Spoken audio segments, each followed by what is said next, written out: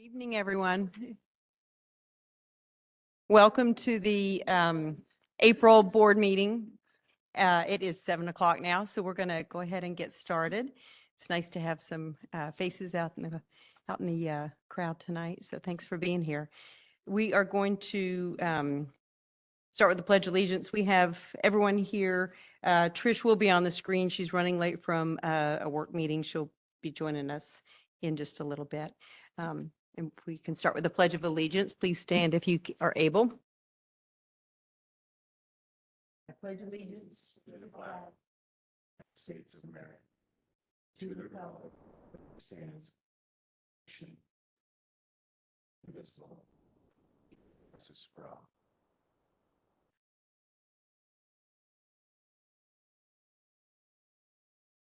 The next item on the agenda is the undistributed budget and revenue presentation with Bonnie Hart.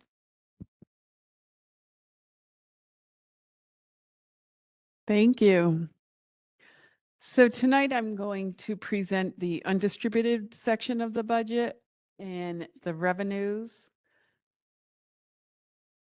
and then the overall budget. I don't know why that went. Oh, geez.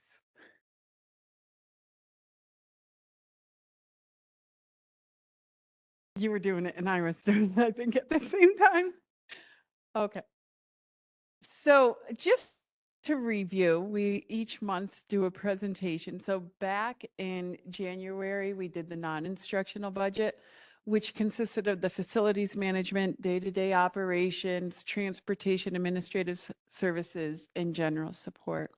Last month, we talked about the instructional budget, where that contains supervision, teaching, pupil services, and instructional media. Tonight is the undistributed portion, which is primarily all employee benefits and interfund transfers. So I'll get into specific numbers regarding the undistributed, and then we'll put it all together. So under employee benefits, we're talking about the two different retirement systems, the teacher retirement system and the employee retirement system. And health insurance, Social Security, Medicare, dental insurance, workman's comp, disability, and paid accrued liabilities. These percents to the side show the increase percents. The ERS, the Employee Retirement System, is increasing by over 2% for next year. And that is what we as a district are obligated to pay on each and everybody's salary. The TRS is ever so slightly 200ths of an increase.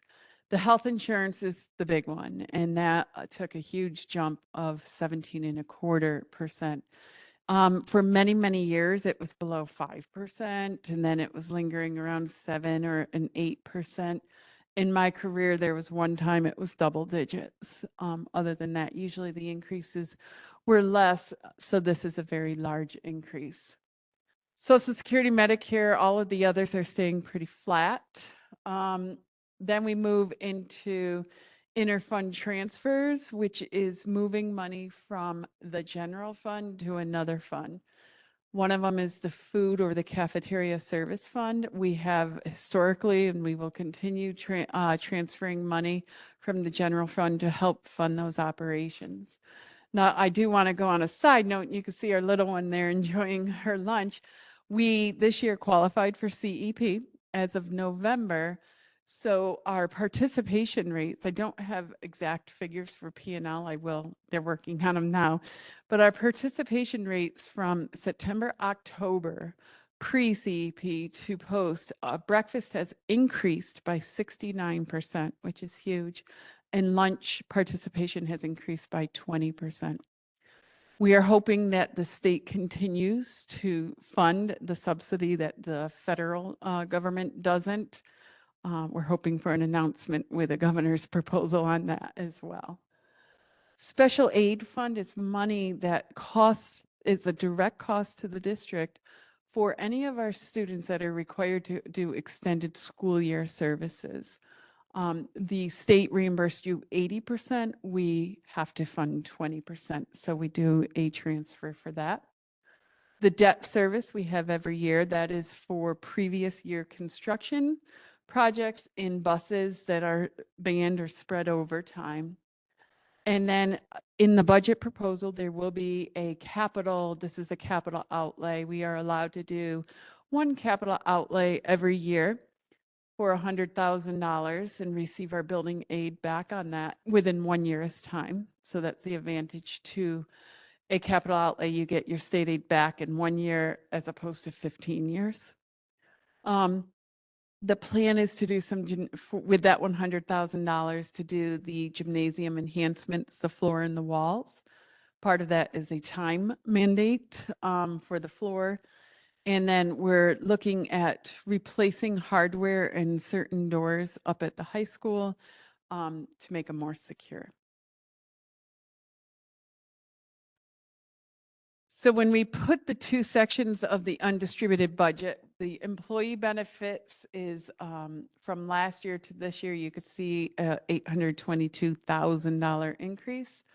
And the intertransfer funds, a slight increase. Overall, we're looking at this section of the budget of a 10% increase, or a net dollar amount of $865,000. Last month during the instructional presentation, I talked about we were given notice on the health insurance. So as we were talking the non-instructional and the instructional parts of the budget, we knew we had to plan for this because we're obligated to it. So moving on to revenues, my disclaimer, this revenues is with the money that has already been allocated to state aid and nothing in addition to. We are optimistic. We are hoping for a budget proposal that will restore foundation aid and the hold harmless provision. So we will get that money back, we hope. But until that is finalized, this part of revenues is what we will have if we do not get foundation aid restored. The largest part is our property tax, proposing a 2.69% tax levy to taxpayers. Then pilots or payments in lieu of taxes. That's a small amount where their school taxes are spread out over time. Other revenues is interest or money we may receive from a foster child or a homeless child. We do get money back from their home school of origins. However, on the flip side, if we had a child in our district that went to another district and was deemed homeless or foster, then we have to pay that. You really have no way of knowing that exact amount, so you never want to fully count on, oh, I'm going to get that same amount of money every year. State aid, we've talked a lot about. There is a decrease, and I want to point out that this is not the full amount of the foundation aid decrease. The state aid is lumping all of the different aids that we receive, so there was a slight increase in some of our excess cost aid, and we are getting a UPK allocation and having the program. So that is why that is not the full 664,000. There is a plan to use reserves and fund balance to help balance and offset our cost of 617,000. There's usually an allocation in each budget for that. If you don't need them, then they go back into reserves, but we are planning on that allocation as well. So overall, without the restoring of foundation aid, we're looking at actually revenues going down. Here is our pie chart of the different categories of revenues. You could see a large amount is real property taxes. 89% of the total estimated revenues is that. If foundation aid is fully restored, then that would go down to about 86%. Again, I said before, I'll go back to this chart. We're optimistic. The governor is hinting to having Save Harmless fully restored. There's always that caveat with the inflation factor. And also the warning about we're going to work on the formula for next year. We feel as an administrative team, as we've looked through this for all these months, we have looked at every possible situation, area to find what could potentially be a large chunk of money we won't be receiving before we resorted to reduction in force. So we did sit down, and we don't want to impact, programs and our students. We feel with this budget, if foundation aid is restored, it will not be impacted.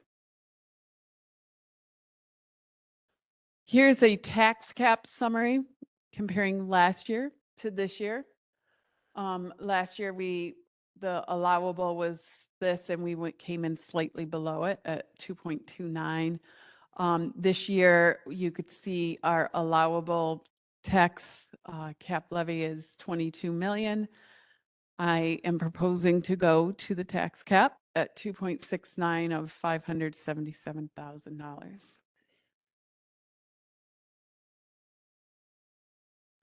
This next visual compares inflation to what we are allowed to raise the tax cap to what we have raised the tax cap to our budget to budget expenses. This is a 9-year history. So you can see inflation has its peaks and valleys. We are at the other end. Obviously, we're at the high end of inflation these last couple of years. The red line shows what our allowable tax cap was as a district. Remember, the tax cap back in 2012 put you at inflation at 2%, regardless of what inflation was in the market. And we are allowed to have extra exclusions. That's why the tax cap may go above 2%. And we still just need majority vote for that. So regardless of where inflation is, 2% is the inflation factor used in the tax cap calculation.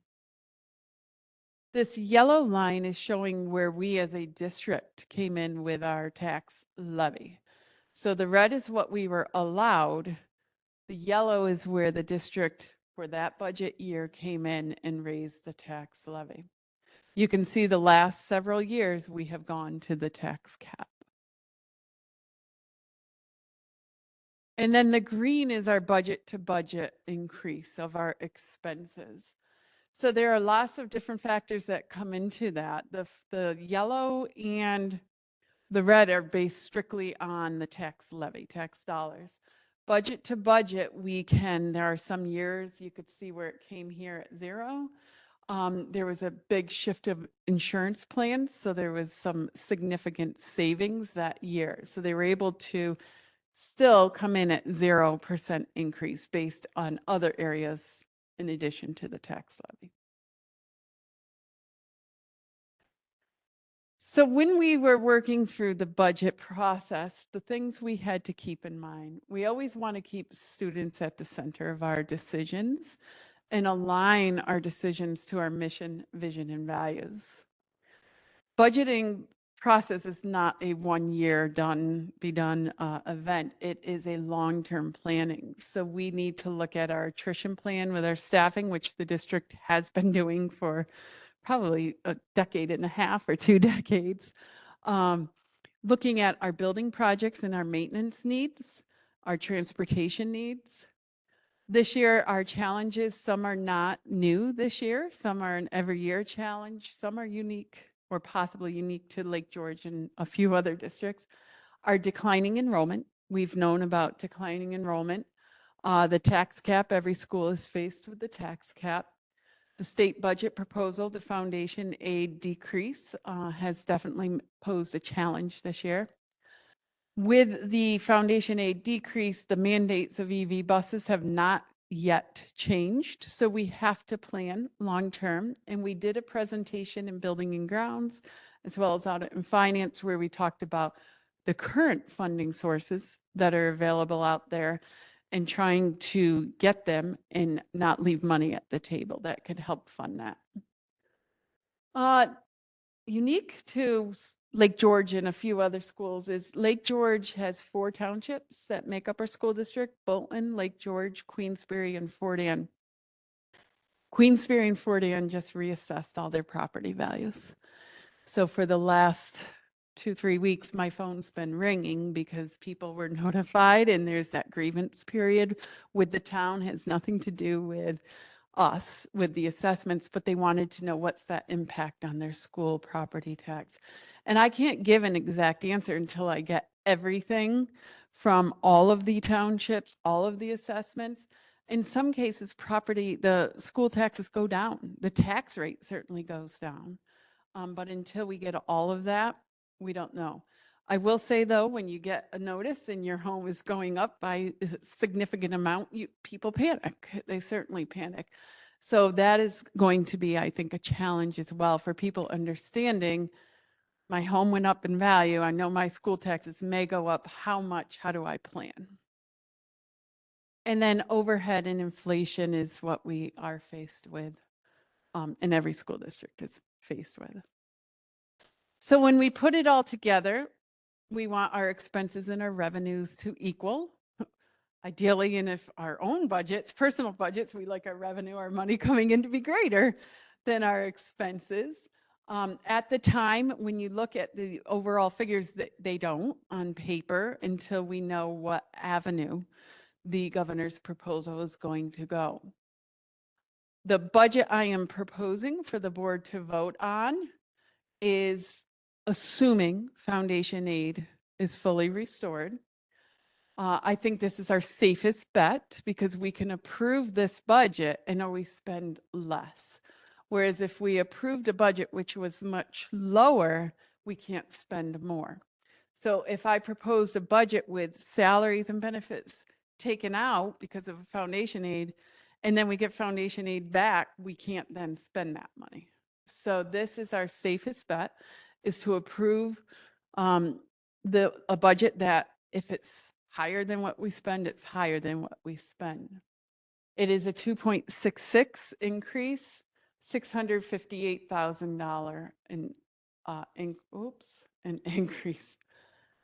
You could see, again, the non-instructional, instructional portions show a negative, but the undistributed, which is the benefits and intertransfer funds, shows that large increase. Here's our pie chart of the breakdown. Instructionals about 48%, undistributed, the benefits 37%, and non-instructional is 15%. So as I just said previously, New York State has not changed their mandates for EV buses at this moment. So 2027, any new bus has to be EV. We applied, we received a grant or a rebate of $220,000 from NYSERDA, is the NYSBIP program that can be applied towards an EV bus. This is the proposition that we will put up. The ban, which is the loan, is not to exceed $160,000. A gas bus cost would be $170,000. So our ban, looking at all of the allocations of available funds and the rebate we received, would bring us below the net difference of a gas bus. I put not to exceed. It very well may be maybe 147, 148, but we want to make sure we had enough in there. So that's just the language for the proposition. In terms of communicating the budget components, we certainly have the budget notice, which is required. Last year we did a postcard. This year we're looking at doing, I wrote newsletter, but a front back page with our budget story, with the budget notice and some other information. There's also some resources that I've started creating. I've shared some of them with you previously, and there's still some to come. But these are a wide range of topics that people, I think, have questions on, that I created a variety of resources, whether they're flyers, whether they're Q&A documents, whether they're videos on these different topics, and that QR code would bring you there directly. Tomorrow it's supposed to be live through the website. So it highlights a lot of the great things and opportunities that our students have, from extracurricular athletics to the outside programming opportunities that our older students have. Also talks about our accomplishments and recognitions throughout the past year, whether it be on assessments, on our athletic, scholar athletes, our school report card, some definitions, some on school taxes. There's always questions on school taxes.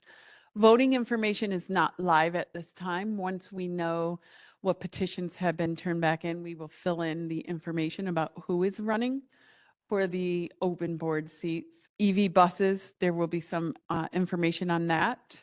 Not there yet.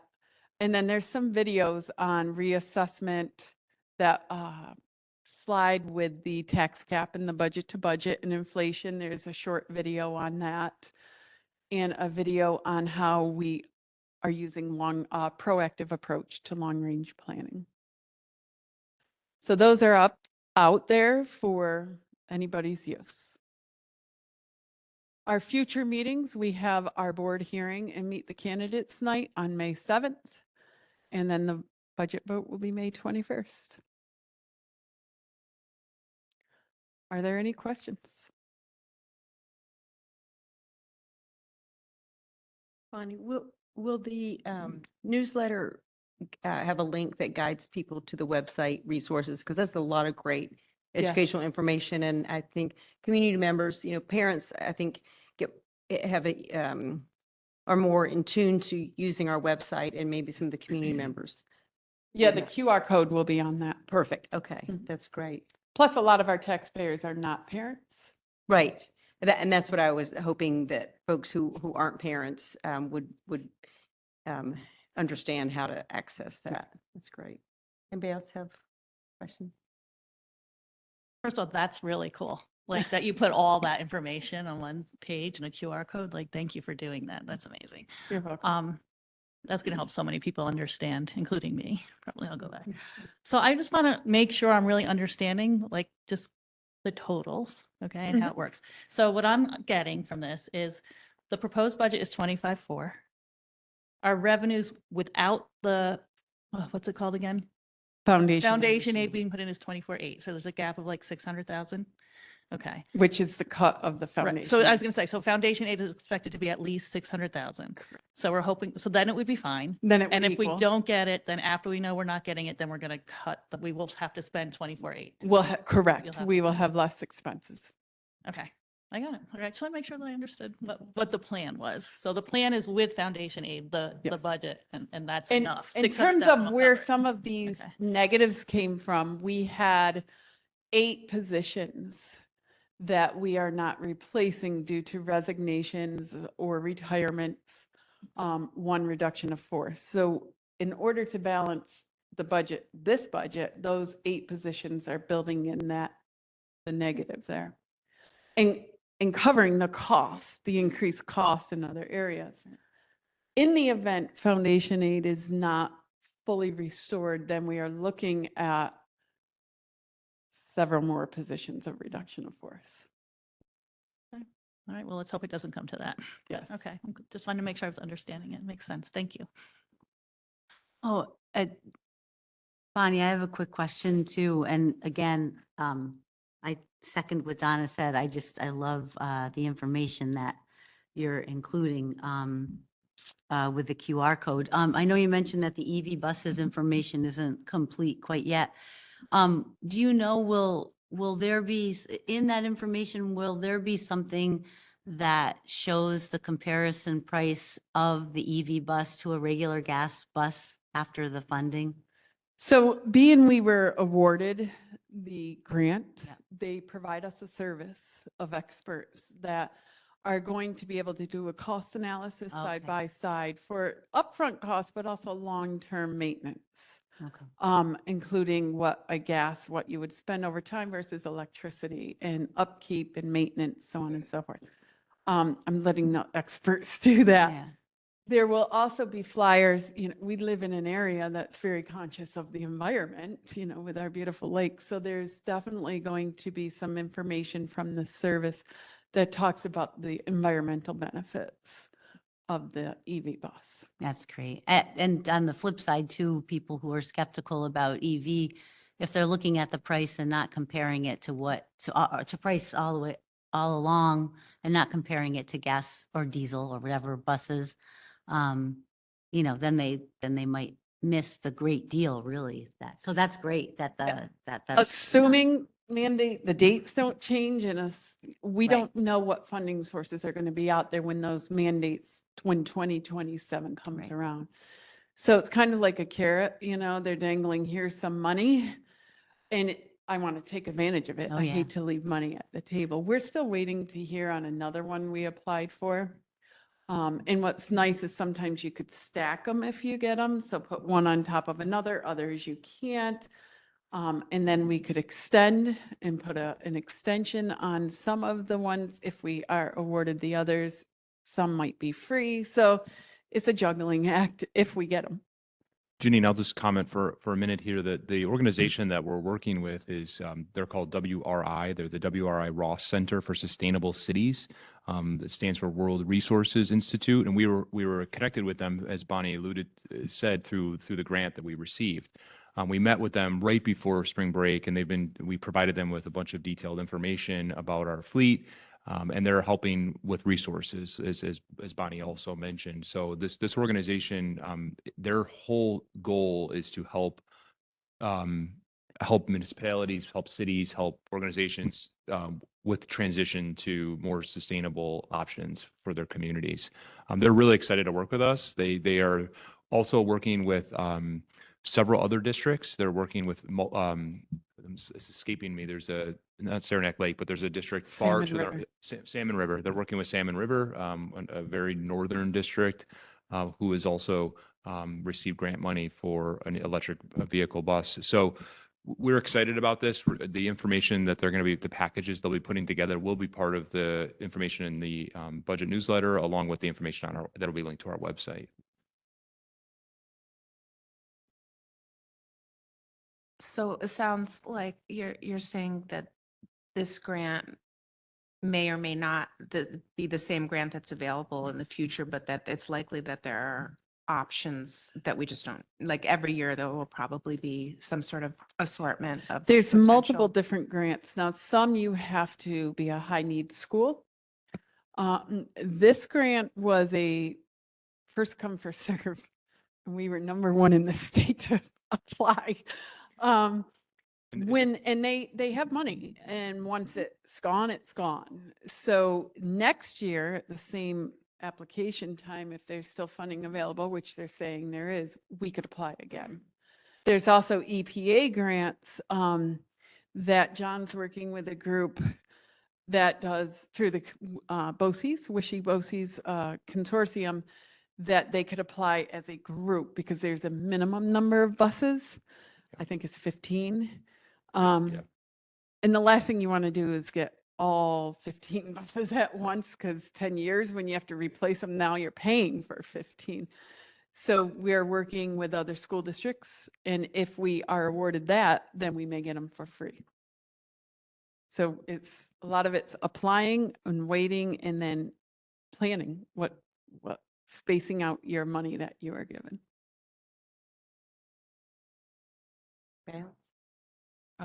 Bonnie, just a question on your budget communication. Do you have anything in there about what the district has done with attrition all these past 10? 15 So years? I didn't list it there, but there's one that Oh. says long range, proactive approach to long range planning. And I could tell you since 2008, yes, our enrollment has decreased 43%, but Right. our staffing positions across the board, not just teaching, but across the whole district, we've decreased 49 positions, which is 22%. This current budget, as I already indicated, we removed 8 positions. Right, but I'm saying that some community members might think because we have a decrease in enrollment, that we should have a decrease in, not an increase in the budget. And I just wondered if there's any place that spells it out, like over the past 15 years, we've reduced our faculty and staff because we have a declining enrollment, so it explains that. I just wondered. It's a short video, it's Okay. about a 2.5-minute video with a graph that shows enrollment to the staff with bullet points. But we also include a letter, so that will be highlighted in our letter, in In the the letter. budget. Yes. Okay. Yep. So there's an introductory letter to it from Okay. me. Oh, thank you. Very good. Thank you so much for the graphics. It's Ah. the way you explain it, and the visuals are very, very helpful. And I really appreciate the work that you and John are doing for the EV bus, and being the first to apply and being really on the cutting edge. You've really feathered that in with our new transportation facility. So I really appreciate the good work that's happening there. Thank Thank you. The next item on our agenda is the elementary update with our elementary principal, Mr. Jim Conway.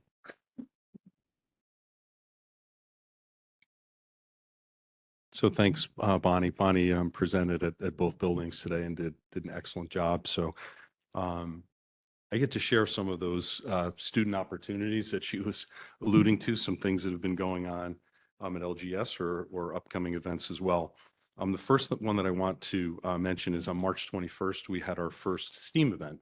We've held science nights, we've had math nights before, but we had an action team. Actually, Mallory Meyer was one of the leaders of that team, actually be voting on her tenure later this evening. She's an outstanding music teacher, but did a wonderful job leading this team for our STEAM night. About 2 weeks prior, as you know, we had held our career night, who Zoe Kodak also happens to be out in the audience, and she organized that event.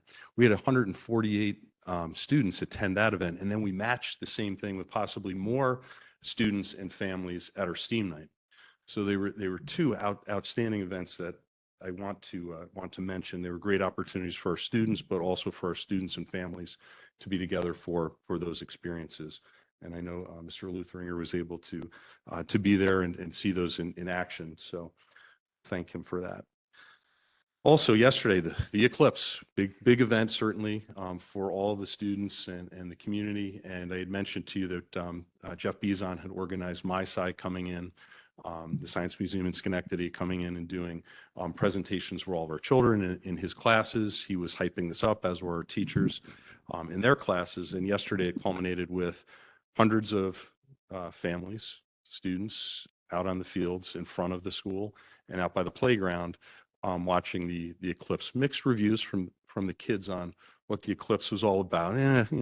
All right, it was okay, but they enjoyed themselves running around. They certainly gained an understanding of the eclipse and what it was all about. Again, nice family atmosphere yesterday with that. March 25th, we had our pre-K and kindergarten parent information night meetings. I know that Mr. Lutheringer is going to spend a little bit of time talking tonight about the pre-K, but just to be aware that those roundups will be coming at the end of the month for kindergarten and then early in May for our pre-K students. I mentioned last month that we participated in the Read for Ronald McDonald House as part of PARP. It was something we haven't done in the past. And our students raised over $6,000 for that cause. My hair's getting a little long because they haven't tabulated the percentages yet, so I'm holding off on a haircut because one of the motivators, I guess, was that I'm going to shave my head bald. I was glad I went away on vacation and had hair so that I didn't sunburn my dome yet, but I'll find out, I think, by the end of this week whether or not I have to shave it.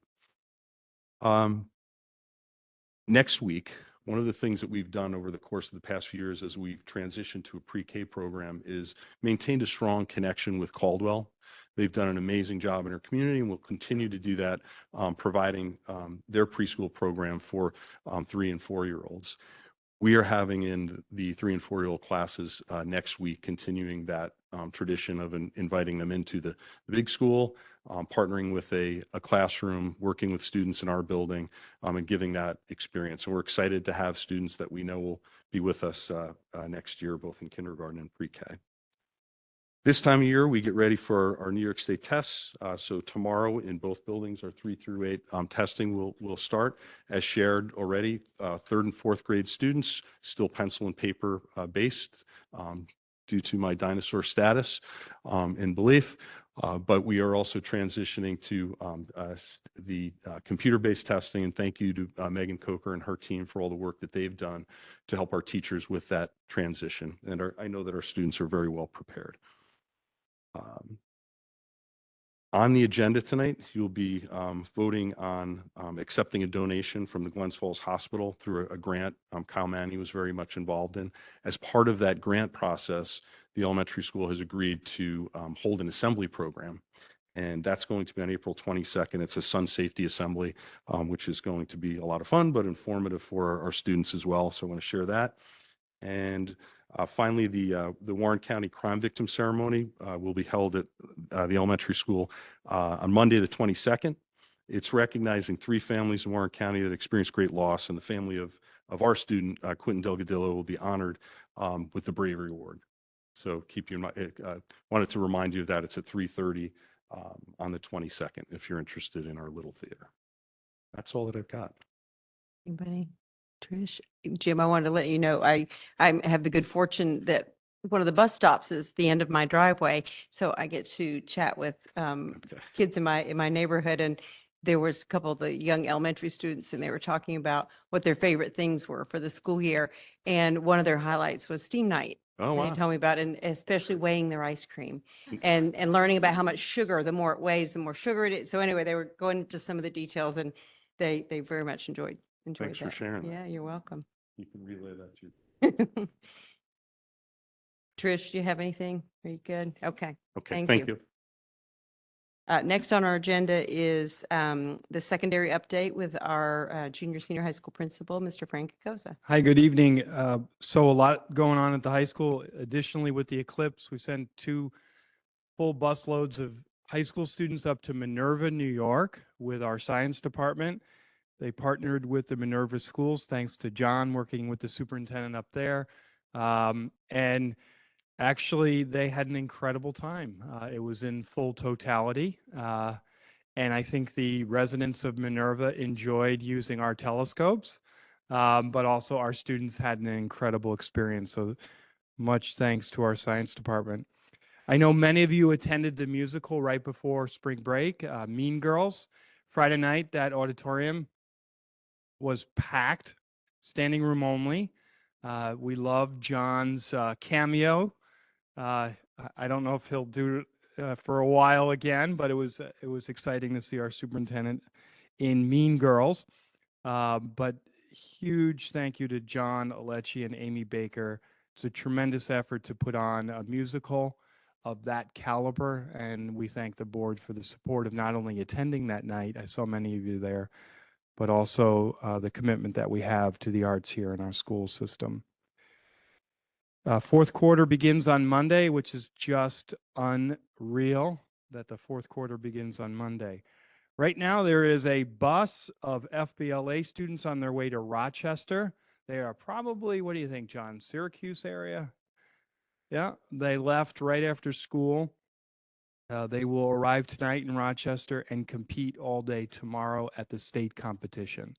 So we wish our FBLA students the best of luck with Brenda Hoffman and Karen Breslin. You know, they always represent us well at the state competition in Rochester, New York.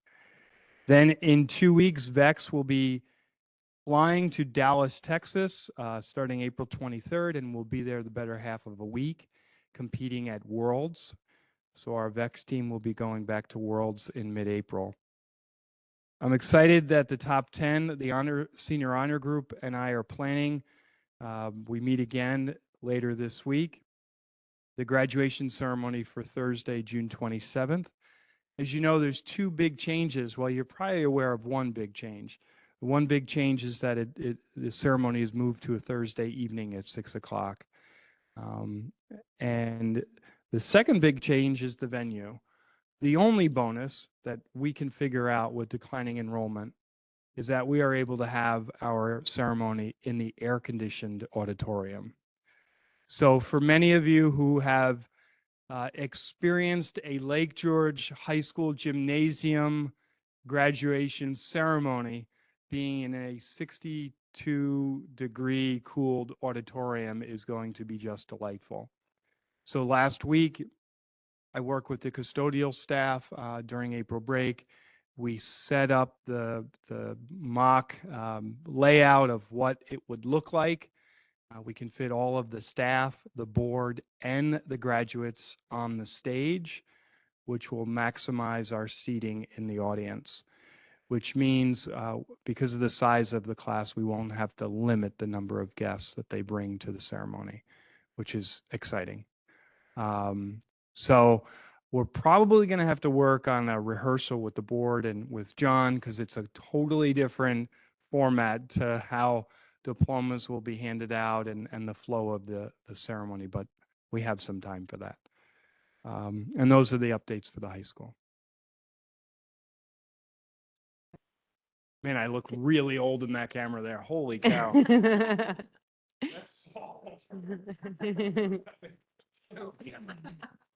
Thank you. And it's so exciting, the partnership for the Eclipse that, I mean, it's a once in a, well, it's not necessarily once in a lifetime, but it's a long time before these young folks will be able to see it again. And so I'm excited that that got to happen and all the work that went into that. Thank you. Yeah, I'd like to thank the science teacher. I know they were adamant about taking students to that, and I was in totality also, and it was amazing. And I'm sure the students will remember that forever. And so I'd like to thank the science department for all their work, because I'm sure it was hard to, they had to get all the glasses for Minerva students and ours. So that was great planning on their part. Yeah, it was great. Thank you. Thank you. Next up, we have the superintendent's report with Mr. John Luthringer, our superintendent. Yes, thank you, Katie. And I just want to also comment too, we got a really nice email from Candace Husson, the superintendent of Minerva, just really complimentary of our students, our teachers, and just being so respectful and kind.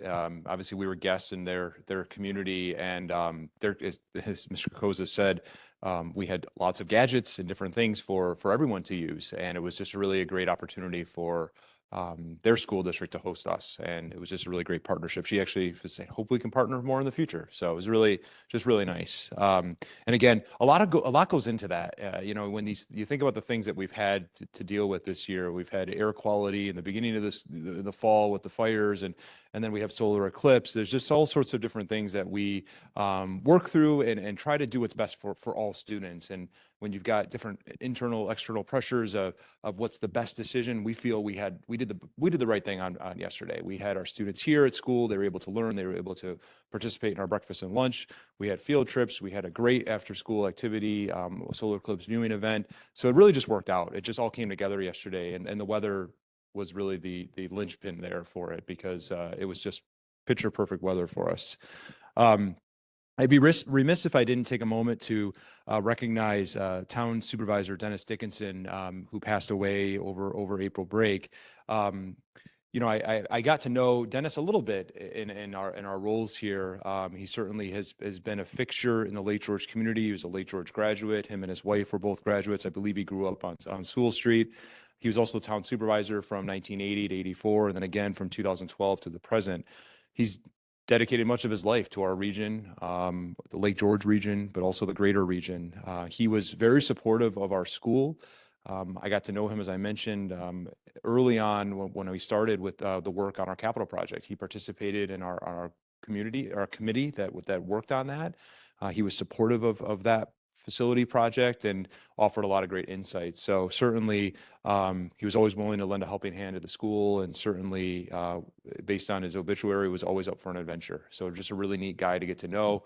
Gave a lot to our community. Our flags as the district are flying at half staff in his honor for the remainder of the week, along with much of Warren County. So I just wanted to mention that we're thinking about him and his family, and hope they're doing well. As Bonnie alluded to, I just want to give Bonnie some credit here as well. This has been a really challenging budget season. As you all know, our staff knows as well, with the information from the foundation aid regarding our governor's proposal. And Bonnie has done a really outstanding job. We meet daily, especially this time of year. We meet multiple times a day, talking about different things. It seems like things change almost daily. But we've been very conscious of our programming, our students, our staff, and really, keeping that at the forefront of all the decisions that we've made. And Bonnie's really done an outstanding job putting forth a very fair budget that preserves programming in our district. And that's number one. We need to ensure programming for our students, and it preserves a budget that allows our staff to do what they do best, is educate our students and provide opportunities for our students. So as we shared today at our staff meetings and the budget presentation, I would encourage everybody to vote, exercise their right to vote, whatever community they might live in. And we're putting forth for the board to hopefully adopt tonight a very fair and reasonable budget that preserves our programming.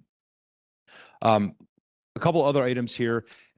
As you may know from last year, we participate in, we do a lot with school safety. School safety is at the forefront of everything we do. Our student safety is number one, but we also participate in an accreditation process through Utica National School Safety. There are our Utica National Insurance Group, and we were awarded, and I'll talk a little bit about this, but we were awarded the 2024 School Safety Excellence Award, Titanium Level with Honors. This is the highest honor that you can receive as a school district, and it's in recognition of the school's outstanding efforts to create a safer school environment, and as a direct result of the school's diligence and adherence to safety principles prescribed to safety group members. This certify is hereby awarded on March 19th, 2024. And really what this program does is it's an accreditation that assesses our safety readiness in promoting a safety first culture. And it takes a proactive, preventative, and comprehensive approach to safety concerns and threats. And it goes beyond just normal when we think of, brick and mortar safety, but it really gets into transportation, safety policies that we have, that are board policies that we have, different committees that we have, and most importantly, with the kind of the state of the state technology safety, making sure where we have cybersecurity safety, air quality, athletics. It really covers the gamut of this accreditation process. So I just want to thank this. This is a team effort here. This includes the work of the board. It includes the work of our staff members, our principals, our administrators, our building and grounds, our transportation department, our food service employees. Really just everybody that plays a role in ensuring that we have a safe environment to come to school. So I'm just really excited and proud, again, for this 2024 School Safety Excellence Award. And lastly, I just want to mention our pre-K program. So as Mr. Conway said, we had a great turnout for our pre-K night and our kindergarten roundup night. We held them both on the same night. We had a wonderful turnout. We were able to present on aspects of the program to our families. Our pre-K teacher was present as well, along with other staff. So it's just a really great first sort of our putting our foot forward here, our best foot forward in our presentation. That same night, we launched the lottery. So as you all know, we're required to have a lottery. We have 18 student seats available. That lottery was open all the way till yesterday at 6 p.m. I actually clicked the button to close the form at 6 p.m. last night. And we have 16 students who have registered through the lottery to participate in our pre-K program, which is really nice. On one hand, we don't have to say no to anybody. We don't have to say there's a wait list at this point. So we have 16 students that we'll be notifying tomorrow, and families. We'll be sending a message to them tomorrow morning early. We've already had some calls saying, hey, did we get in or not? So we'll be sending information out to that tomorrow. What that does mean is we do have 2 open spots. They'll be served on a first come, first served basis. So if a family member were to move in or indicate that they were maybe on the fence, it will be filled on a first come, first served basis, up to 18. And then anything beyond that will go on the wait list. So we're really excited. This is we have our students now, and now we're still right in the midst of planning and getting everything going for our program. As Mr. Conway said, our pre-K roundup days will be later in May, the 13th and 14th, and we'll be sending information out to our parents about that at that time. And that's my report. Thank you. That's great. Does anybody have any questions? You answered my question. I was like, what about those 2 slots as kids move in? So thank you. Answer before I could ask it. The next item on our agenda is the Audit and Finance Committee report, and Mario Fasulo, who is the chair of that committee, will give us that report.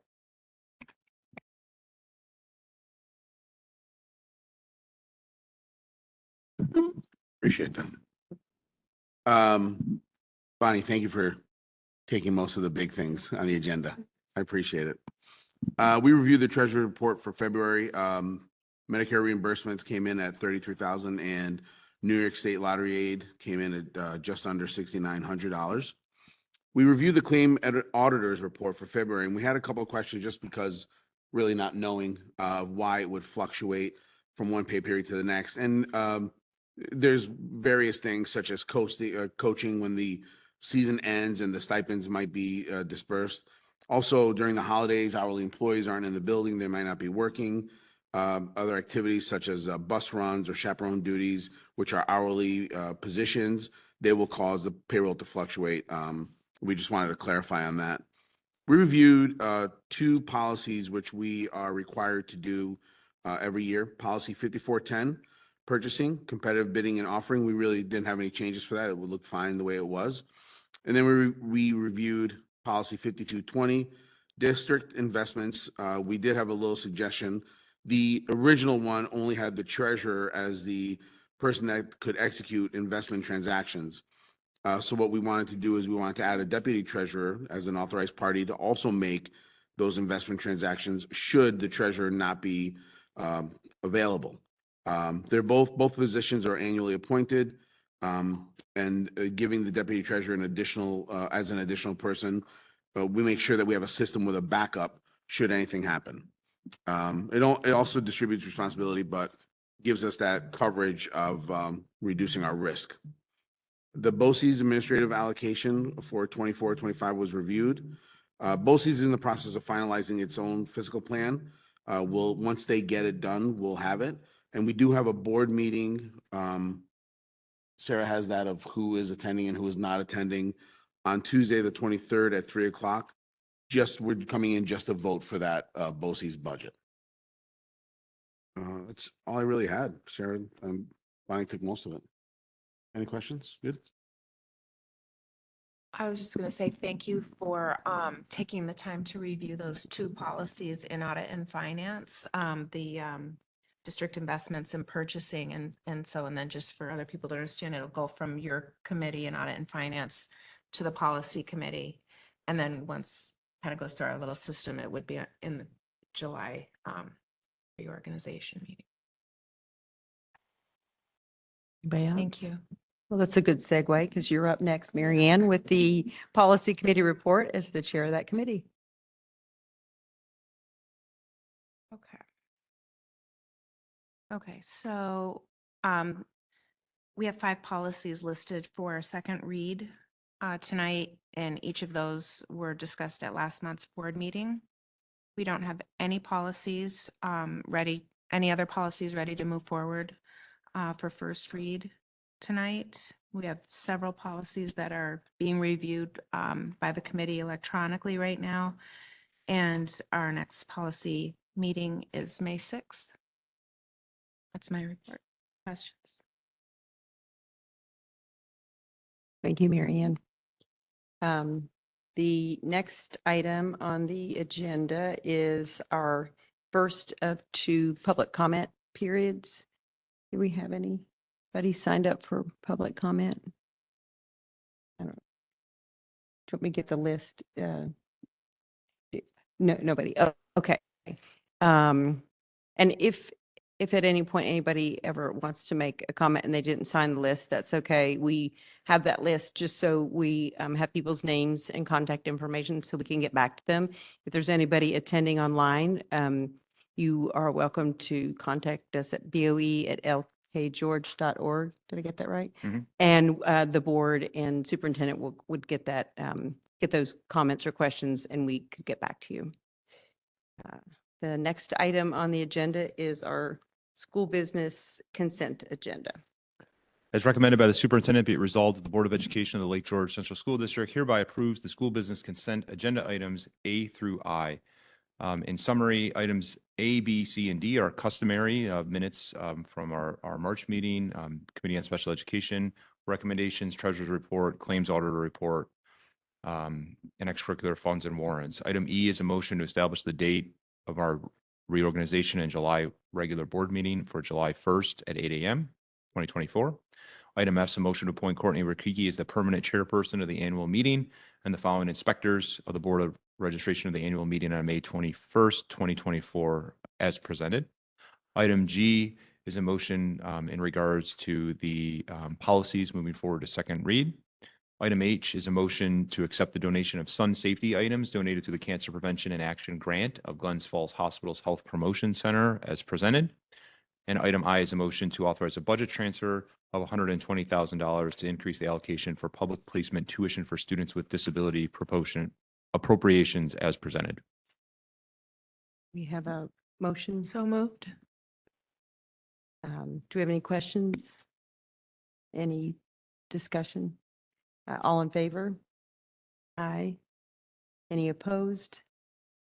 Any abstaining? Motion carries.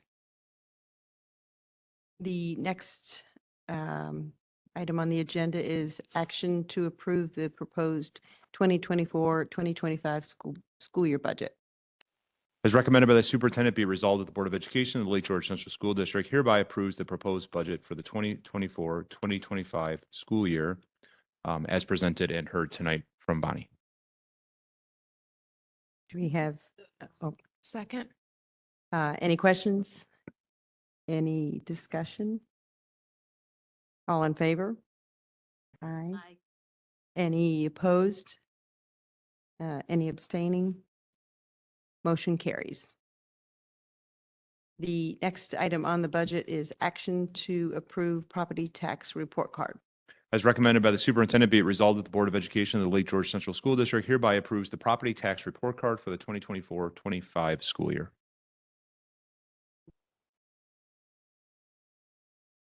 Do we have any questions? Any discussion? All in favor? Aye.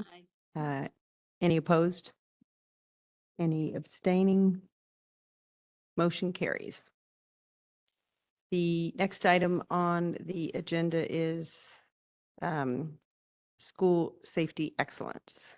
As recommended by the superintendent, be it resolved that the Board of Education of the Lake George Central School District hereby accepts a check from Utica National Insurance Group in the amount of $500 as an award for the 2024 School Safety Excellence Program. Do we have a motion? Any questions? Any discussion? All in favor? Aye. Any opposed? Any abstaining? Motion carries. The next section is faculty staff recognitions, and the first item there is the faculty staff appointments. As recommended by the superintendent, be it resolved that the Board of Education of the Lake George Central School District hereby approves the appointment of Paula Weeks as a long-term substitute special education teacher effective April 15th through on or about June 30th, 2024. So moved. Do you have any questions? Any discussion? All in favor? Aye. Any opposed? Any abstaining? Motion carries.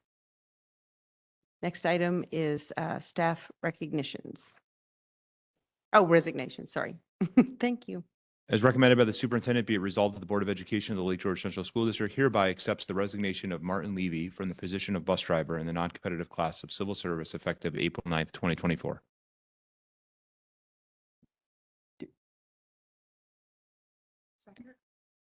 Any questions? Any discussion? All in favor? Aye. Aye. Any opposed? Any abstaining? Motion carries. I think I need stronger readers. Thank you, Mary Ann, for that. The next item is faculty staff resignation consent agenda. As recommended by the superintendent, be it resolved that the Board of Education of the Lake George Central School District, for the purposes of retirement, hereby accepts the resignation of Eugene Petties Jr., bus driver, effective June 30th, 2024, Becky DeLong, teacher aide, effective June 30th, 2024, Lorraine Blackburn, teaching assistant, effective June 30th, 2024, and Phil Gangle, technology teacher, effective June 30th, 2024.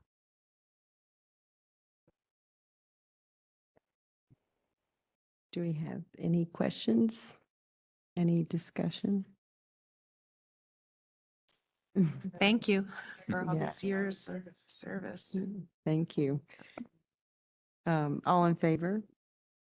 Aye. Any opposed? Any abstaining? Motion carries. Congratulations and enjoy your retirement when June 30th and beyond. The next item on our agenda is tenure recommendation. As recommended by the superintendent, be it resolved that the Board of Education of the Lake George Central School District hereby approves the following faculty staff recommendations for tenure and effective dates in the respective tenure areas. Kathleen Kelly, Special Education, effective 9/1/2024, and Mallory Meyer, Music Education, effective 9/1/2024. Any questions, discussion? I guess my only discussion is, it seems like this happens really quickly, like he says the names and we say yes, but we've actually been given information about you guys, and it was really good. So this vote is not just, based on It's nothing. impressive. Yeah, Yeah. yeah. We liked what we heard. So here we go. All in favor? Aye. Any opposed? Any abstaining? Motion carries. So Okay. congratulations, and it's nice to have you here in person. Yeah, Mallory and Kate, again, congratulations. And as the board knows, the tenure process is a rigorous process. I say this every time, but it truly is. We have two outstanding educators who've gone through a rigorous process, but also have contributed a ton to our district, and have worked hard on their craft over the years, and we're very blessed to have them continue on with us. So thank you. Yes. Right. The next item on the agenda is Board of Education comments and discussion. Oh, I just want to bring up one thing. And I know we voted on it tonight for the election officials to get $15 an hour. I don't know if that's kind of minimum wage. I know my husband's on the list, so I didn't want to disturb bring it anything there, but I'd like to look at that for next year. Because I know that in the county, they get like $20 an hour. We expect these people to sit all day and then check IDs and be looked at for all sorts of things they're doing. And I just wanted to bring up that, maybe we should think about paying them a little bit more than what we do. And again, we voted on it already for this year, but in the future, I'm curious as to who sets that rate. is it minimum wage? $15? Oh, I don't know, but I agree with you. There's a lot of responsibility there. And I think they would do it regardless, they probably would, yeah. but let's at least Recognize. recognize the work that they do and the responsibility they have. No, we appreciate it. Yes, I agree with you. Okay. You had something. Oh. Okay, On a different note, so I just wanted to throw out there, when we're talking about declining enrollment, and I guess maybe to John and other members of the administration, et cetera, is there anything that you feel that we as a board can do more with our officials here in Lake George in terms of supporting the importance, how development is happening in Lake George, et cetera, to try to support, obviously both opportunities for tourism to grow, but also for our community to grow in terms of appropriate development. I just feel like, there's some community groups that have been trying to work with the planning board and things like that, but is there a place for us as a board? And it's just a question. I'm not expecting an answer now, but just something to throw out to all of us to think about. I'd be happy to comment on that for a moment. We are planning a board retreat for June, and maybe perhaps one of the topics, and we're working with NYSBA on, is to talk about what type, and I think what I'm hearing from you, is there any type of advocacy that the board could potentially do with our local town officials who also approve housing and zoning and all of those different things. Perhaps there's an appropriate way for a board to pursue that. And perhaps that's a topic that we could explore. We are having a conversation with the facilitator tomorrow, actually. So I'll make note of that. I will say that there's finally some movement on Waterslide World. So it appears as over break. So I know that that is one area that is looked at as development. But perhaps we could talk about what that looks like for the board.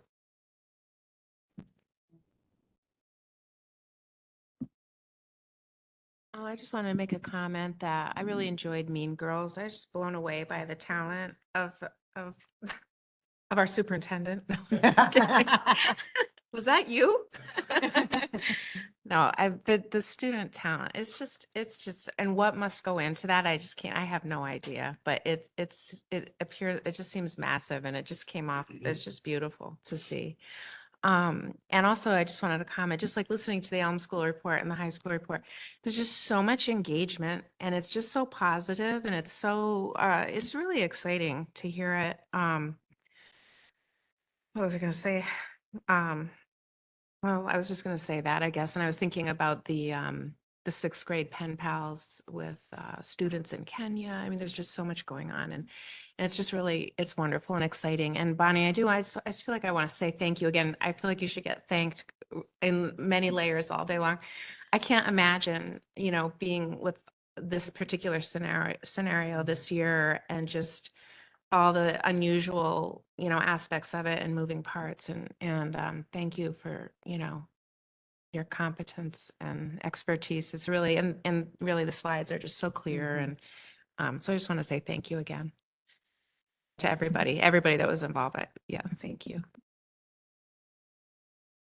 Anybody else? Okay. The next item on the agenda is our second public comment period. And it looks pretty quiet out there. So I think we don't have a Fran, did you want to comment? so the next item on the agenda is a proposed executive session. The Board of Education of the Lake George Central School District proposes entering into an executive session to discuss the employment history of particular persons. Do we have a motion for that? Any questions, discussion? All in favor? Aye. Any opposed? Any abstaining? Motion carries, and we do not expect to come back into open session. Okay, thank you. Thank you.